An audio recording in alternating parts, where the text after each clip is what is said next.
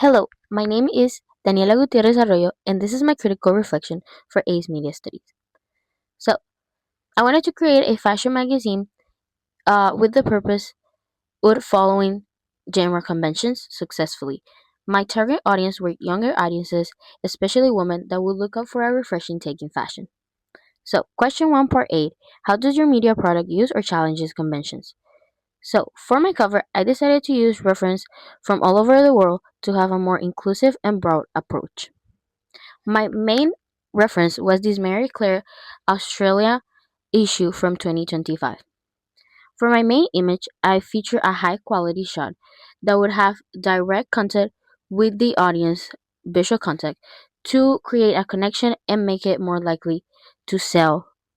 I decided to use a mid shot to prioritize the facial expression, but also show some parts of the outfit, which is a genre convention in fashion magazines.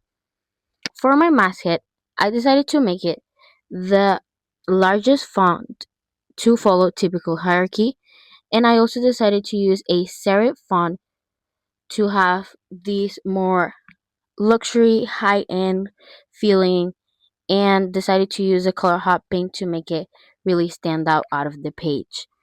For the name of my masthead, I decided to use the word toile, which is French, which is also another genre convention, which means canvas or prototype of a garment, alluding to these younger audiences that wants a more refreshing take in fashion, meaning that fashion is more like a work in progress. For my lead article, I decided to follow my reference and position it in the bottom left corner. I decided to use full capitalization and a sans serif font to ensure that it would stand out from the other cover lines. Now, for the cover lines, I decided to use two to be in between of the conventional, which is two or four cover lines, and use this zigzag alignment to scale it and create a visual hierarchy. Uh, I decided to use the serif font for the title so they were easy to read and will stand out more of the page, and decided to use this cursive serif font for the more artistic look with the small descriptions with the name of my fake celebrity, which is also a genre convention in the content of cover lines and leading articles. Now, for my dateline, I place it in the smallest font size, uh, along with the type of issue my magazine did.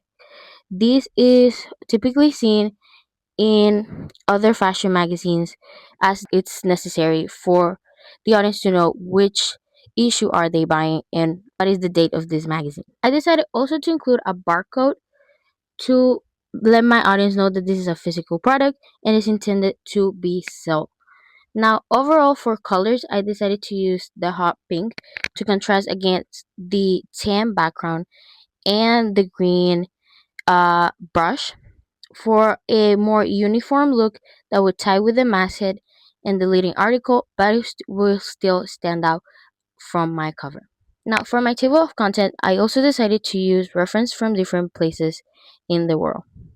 And this is my final table of contents, and this is my final table of contents with the gutter line, which will be for the printing option.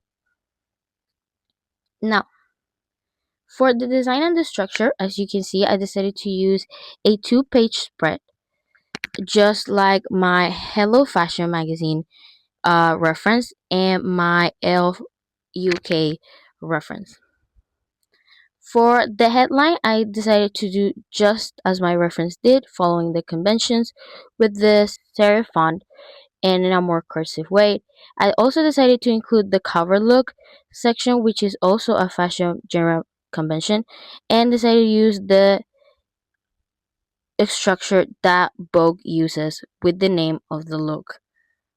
Now, for the story structure, I decided to part it in sections and categories as other fashion magazines do to make my audience know in which section they will be browsing in, and also decided to put these articles that were always there that I saw in all fashion magazines. They always have editor's letter and the contributors for letting my audience know easier how to look for the pages, I decided to make the color coded page number so it could stand out easier and it would be easier to browse, and my text in black standard 12 point sans serif font.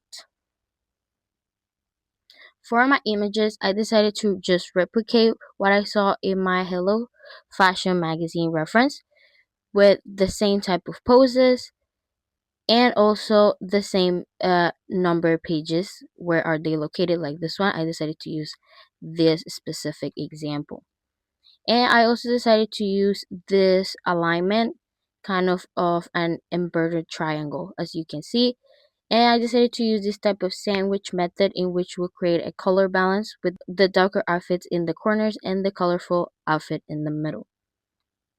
Now, for my double spreads page, I had also different reference, and this is my final double spreads page.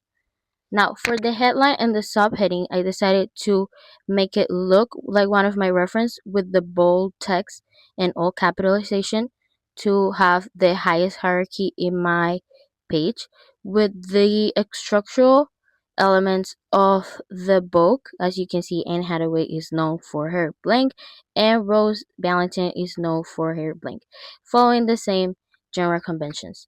For my byline, I decided to make it clear and easy to read, with again all capitalized, and at the end of my page, just as my Vogue Australian reference did.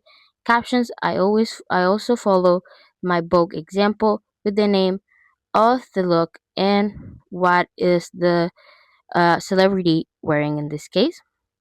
And for the folio, I decided to use this reference in which all fashion magazines, I noticed, they have the masthead also in the folio, so I decided to do that too. Now, for the drop capital, I decided to make it in a different font instead of the bold option to have this hierarchy and let my audience know that this is the start of my article. And for the structural wise, I decided to do two columns instead, because as you can see the range could be 1 to 3 columns, so I decided to do 2 columns for easier readability, and I decided to use the italic options for my pull quote. Question 1, part B: how does your product represent social groups or issues? So in fashion magazines, there are two main social issues, which overconsumption is one of the biggest uh, social issues that fashion magazines treat. Normally, they feature more advertisement about products rather than actually stories, leading the public to buy excessively, contributing to the problem of overconsumption, and normally they don't treat the environmental negatives that overconsumption produces. Now, my magazines target overconsumption in a more unconventional way, as I in my story, I have more ideas of sustainable luxury. As you can see, my celebrity has the advice of using trial and error, which can be seen as overconsumption, but she tell the audience that they could just do it in the fitting room of the store. They don't have necessarily to buy it, which goes against the conventions of fashion magazines. And in my table of contents, I decided to include an article that would refer to the problems that overconsumption and manufacture has put in an environment. So these are both ways that my magazine treats the overconsumption issue in an unconventional way, letting the audience know that it's good to be aware of the overconsumption's problems and that you can reduce overconsumptions in any type of ways. Now, the second social issue are the class issues. In fashion magazines, typically they advertise for products that are luxurious or in general luxurious life, with featuring of only celebrities and top designers, suggesting that the fashion magazine is only for the wealthy population and not for regular medium classes or lower classes. Now, my magazine also targets class issues in an unconventional way. I decided to use a much more honest narrative by having a celebrity describe their humble childhood love for fabrics and the behind the scenes of the struggles of modeling, making the industry more real and much more less romanticized. As you can see, here will be like the popular view about how she's known for multiple events and her outfit choices that goes suggesting this wealthy self, but then she goes and talks about what I just said, a childhood experience of how she felt, which is something that everyone could feel, the behind the scenes of some industries. And of course, I also state this idea that fashion is a community and it's not only about the clothes and about the money, and that it actually brings people together, meaning that it's not only for the wealthy and the people who are very influent, and that culture can also impact fashion and can make these fashion communities.